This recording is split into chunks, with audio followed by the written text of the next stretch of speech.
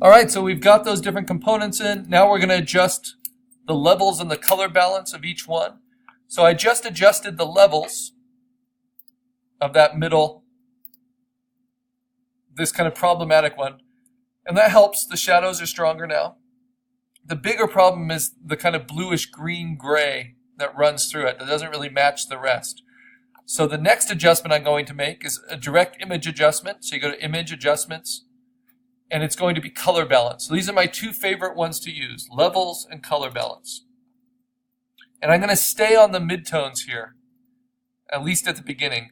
And I want to shift it away from green, a little bit more towards magenta, away from cyan, a little bit more towards red, and away from blue, a little bit more towards yellow. And now you see that rock bridge is looking a lot more like it belongs to the rocks in these areas. But even the green and the gray start to fit a little bit better. But I can also go to the highlights and say I want the highlights to maybe stay a little bit more on the green side, a little bit more cyan, but also a little bit more yellow.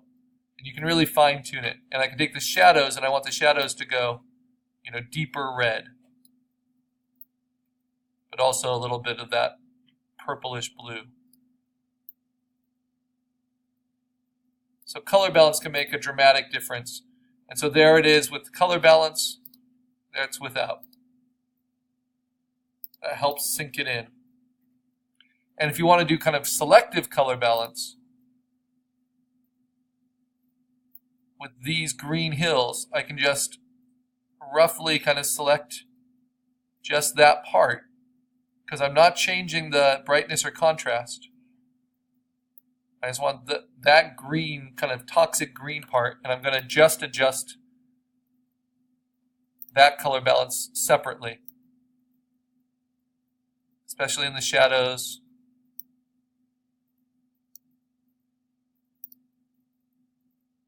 Especially in the highlights. I'm going to try to take some of that yellow and green out.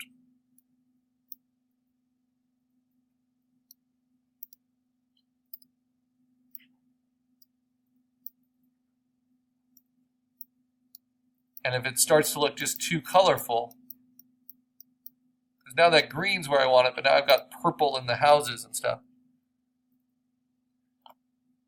I can simply do an adjustment of hue saturation, and I can take the overall saturation down a little bit, like that. I just don't want the color to be so intense. But I can also selectively say, okay, the magentas, the pinks, I just want those to go down in that area. I think that's going to be more useful for this. So these are powerful tools that make a big difference. So without that, it looked like that. Right. And before I did that, it looked like that. So you can adjust individual elements even within layers. And now that I have that adjusted, I'm going to go to this layer with this strong yellow. I'm going to play with its levels, which I think are probably pretty good, but maybe I brighten them up just a little bit. You see how dark they are. So I take the midtones, I brighten them up just a bit, but maybe deepen the shadows.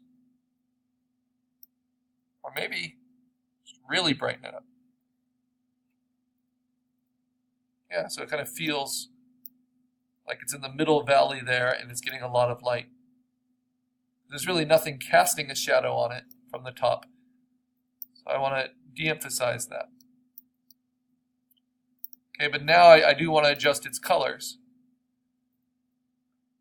Oh, another way you can use levels, by the way, is to limit it. That's what this is. So if I just don't want the brights to be as bright, I can limit how bright they go, or the shadows to be as dark. I can limit them. And that's really good for background elements. Kind of push them more towards middle gray. Now, I kind of like that color, but let me just play with color balance and see what would happen if I pushed it a little bit more towards the cool side. Yeah, I mean, that's nice too.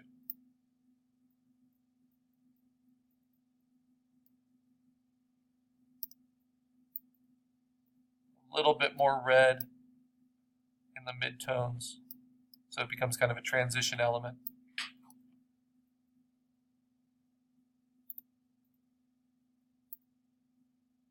And the more you play with it, the more it will just start to make sense to you. These are fantasy landscapes. They're not supposed to be taken as actual photographs necessarily. You can create your own kind of physics, your own kind of light logic, but they should feel believable within the rules you've set up.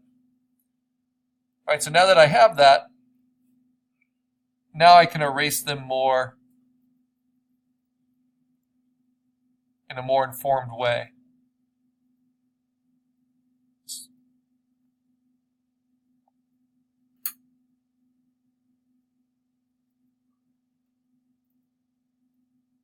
And there's a lot of other tools that could be helpful that we'll learn it in the next project, like dodge and burn, to really refine these. I just might get rid of this tree entirely. It's only going to be as strong as its weakest area, so.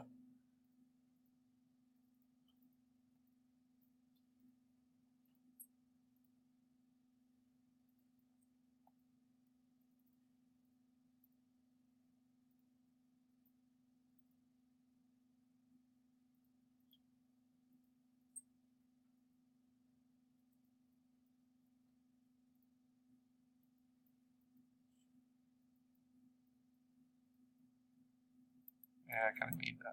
So if you go too far, remember, Command Z in your history is your best friend.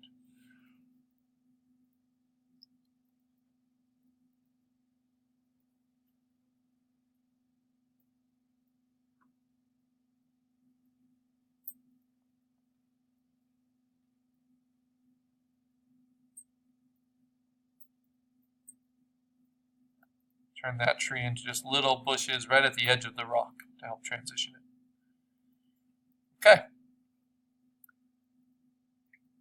I've done levels and color balance on that layer, on that layer. Let's tackle this, these big red rocks.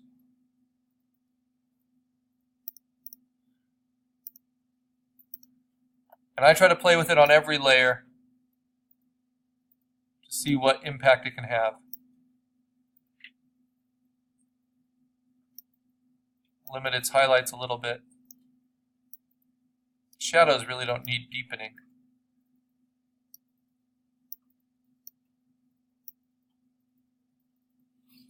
Brighten up the midtones. Then go to color balance.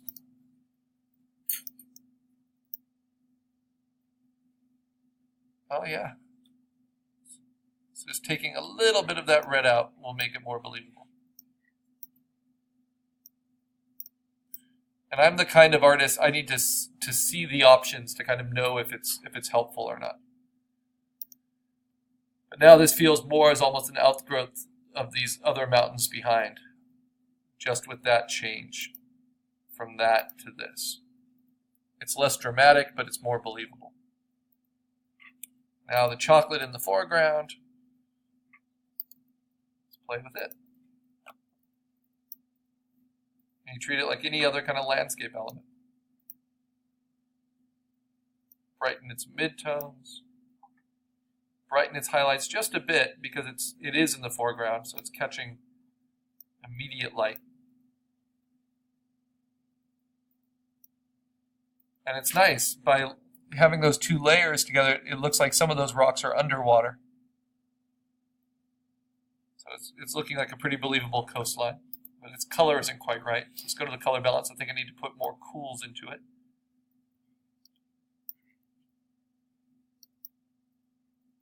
There we go. A little bit more green into it. A little warmth in the highlights. And a little cool in the shadows.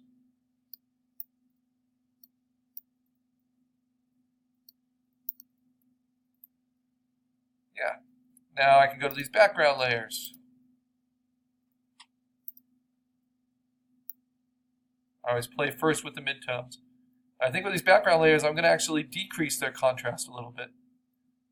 so they start to feel a little bit more atmospheric.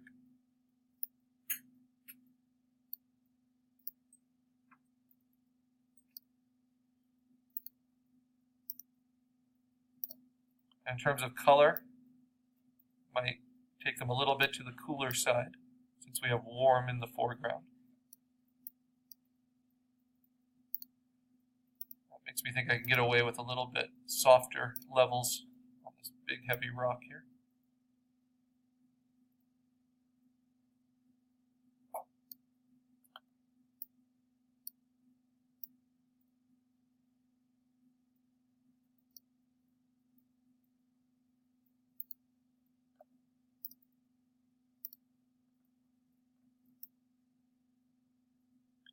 And this is just taking the existing pixels and just shifting them a little bit to one side than the other. It's just amazing what a difference it can make.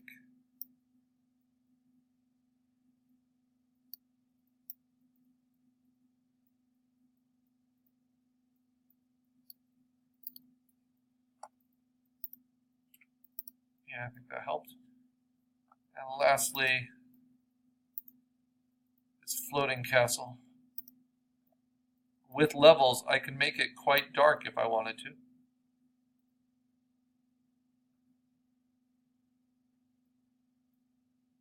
I think I do need to make it a little bit darker than it is.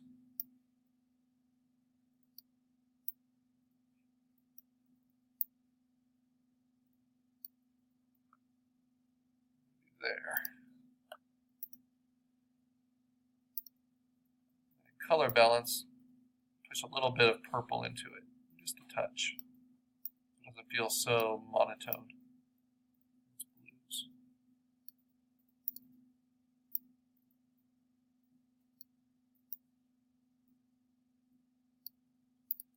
And then even with the sky, you can do this.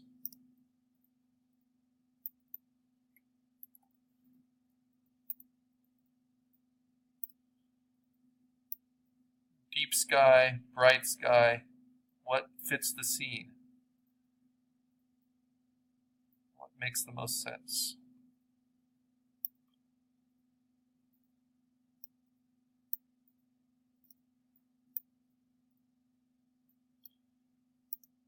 Okay. Just save it at that point.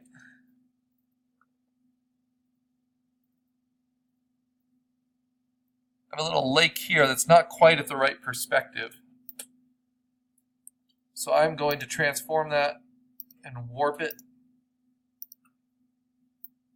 See if I can get that lake to kind of sit down a little bit. I'm noticing it a little late, unfortunately. With organic materials, you can do this kind of thing. No big deal.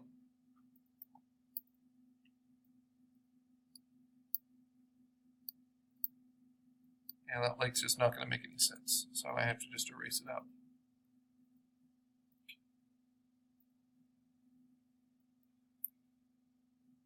Let's see.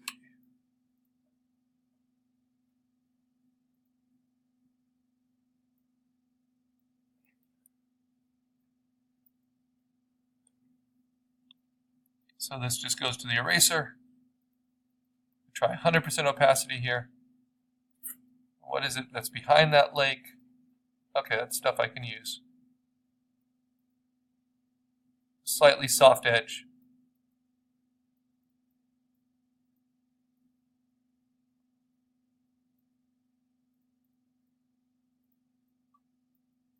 This is why you want overlaps.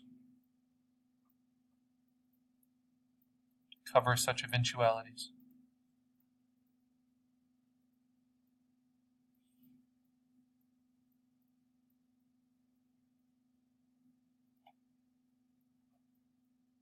And it's amazing, you can be working on it and just not see something that's right in front of you, like that lake in the middle ground. And I do not expect you guys to get it perfect on this first assignment, but I want you to be exposed and, just like our exercises, try everything. And then we'll keep getting better, and then we'll return to this